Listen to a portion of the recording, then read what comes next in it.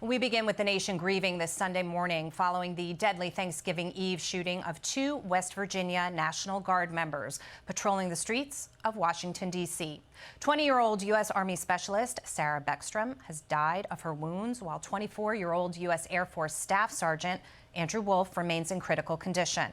The pair were allegedly ambushed by a 29-year-old Afghan refugee who entered the U.S. a month after former President Biden's botched withdrawal from Afghanistan in August of 2021 that also killed 13 U.S. service members.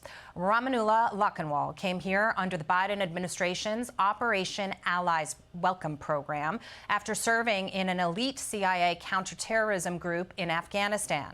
Now, President Trump has ordered a full review of green card holders from 19 countries of concern and is permanently pausing immigration from what he calls third world countries.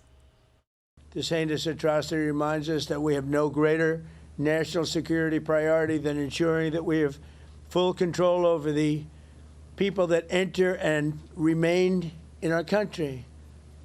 For the most part, we don't want them. They come in illegally. They have a lot of problems. Their countries force them in because their countries are smart. They don't want them. Let's give them to the Americans to take care of. They come out of jails in many cases, mental institutions, they're gang members, they're drug dealers. Joining me now in this Sunday Morning Futures exclusive is White House border czar Tom Homan. Tom, thank you so much for being here. We are a nation that is grieving right now after the Thanksgiving holiday for Sarah Beckstrom and waiting to hear as Andrew Wolf clings to life. Your message right now to the service men and women of this country, the law enforcement officers that you work with as well, and their families as they continue to try to do their jobs to keep the country safe, but at such a great risk. Well, first of all, prayers to the guardsmen, the one fallen, the one fighting for his life every day. And the nation needs to wrap their arms around these men and women who chose, who volunteered to put themselves in harm's way to make this country safe again. Every ICE agent, Border Patrol agent, guardsmen, they weren't drafted. They agreed, they stepped up to make this country safe again and put a gun on their hip and wear a Kevlar vest every day to make this country safe again under the greatest president in my lifetime, Donald Trump. So hats off to them. I don't care what political party you're from, left, right, middle, independent, doesn't matter. Every one of these people are American patriots by the fact they put themselves in harm's way to protect people they'll never meet and protecting people they don't know. They're doing God's work out there every day. And I want to read some words from Sarah's father, Gary Beckstrom. He posted this to Facebook on Thursday. My baby girl has passed to glory. If I don't talk to you, don't be offended. This has been a horrible tragedy, and there are no words to describe what has happened. You've been fighting the fight of an open border. You have shut that border down. There's also this aspect of botched foreign policy from the Biden administration. How do we move forward as a nation to make sure we can keep our country safe? Well, first of all, I want people to know that throughout my career, I buried Border Patrol agents, I buried ICE agents, the worst job in the world, to hand that folded flag to a surviving family member, and we've done it too many times.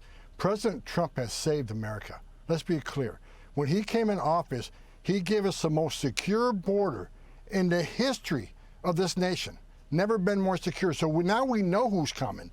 Now we clear who's coming. We don't have 10,000 up to 12,000 people a day enter this country illegally. We had 10.5 million illegal aliens come to the border under Joe Biden. And that's not counting the hundreds of thousands that came through the CHMV program, the CBP-1 app. And it's not counting the over 2 million known gotaways. Now, at least these Afghanistans, the other people came in through a pro program, at least we have a photograph, we have some fingerprints. We'll never get the records to actually know who they are because many of these countries like Afghanistan don't have databases like we have. So it's hard to vet anybody. But the 2 million known gotaways, we don't even know who the hell they are, where they came from, why they're here. Biggest national security failure in the history of this nation under Joe Biden, and thank God President Trump's in the Oval Office because he's cleaning it up. Most secure border in the nation's history. He kept that promise to American people. We have a historic deportation operation going on. He saved America there, and he's going to continue to save America. We're just getting started with that. And look what he's done for the military. As far as the narcotics who killed over 2.5 million people over the last few decades, President Trump has now taken the war against drugs to the away game. He's taken them at their home game, taken them back to the waters, because we knew once we secured the border, less drugs come across to kill Americans. We knew they'd take the maritime. And what's President Trump doing? He's wiping them out in maritime, saving thousands of lives every month by doing so. Tom, we all remember those chaotic pictures of Afghans clinging to planes as President Biden conducted his withdrawal operation. Many of these folks, anywhere from 80 to 100,000, came to this country under this program, Operation Allies Welcome. The problem, however, it was done so chaotically, so quickly. The vetting process was riddled with inaccuracy. They were, failed to monitor the refugees that came into the country and where they went after what they did. Data inaccuracies, glitches that made it difficult for immigration to do its job. I want to talk a little bit about the consequences of that as we're seeing them play out in real time. And, we lost 13 service members as well in that operation. People need to understand, during the 4 years to Biden, I was on Fox News every day saying it's the biggest national security failure in the history of the nation, and we're going to pay the price. Because even though Secretary Mayorkas says everybody's property vetted, they weren't. Even his own DHS Inspector General came out with a report and said there's multiple failures in the vetting process. And here's what people need to understand. In these third world nations, they don't have systems like we do. So a lot of these Afghanistans, when they did get here and get vetted, they had no identification at all. Not a single travel document, not one piece of identification. And we're going to count on the people that run Afghanistan, the Taliban, to provide us any information who the bad guys were or who the good guys are? Certainly not. And many people need to understand that most terrorists in this world, most of them, aren't in any database.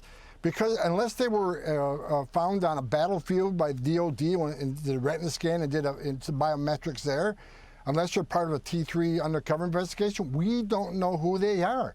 So, and the same thing with illegal aliens, that over 10 million that came across the border in Joe Biden. There's no way to vet these people. You think El Salvador or Turkey or Sudan or any of these countries have the databases or system checks that we have? Do you think the government of China, Russia, Turkey, you think they're going to share that data with us even if they did have it? There's no way to clearly vet these people, 100% that they're safe to come to this country from these third world nations. President Trump's doing the right thing, reviewing every one of these people who came under the Biden administration and drilling down on them. I really, truly think that most of them are going to end up being deported because we're not going to be able to properly vet them. Hey everyone, I'm Emily Campagno. Catch me and my co-hosts Harris Faulkner and Kaylee McEnany on Outnumbered every weekday at 12 p.m. Eastern, or set your DVR. Also, don't forget to subscribe to the Fox News YouTube page for daily highlights.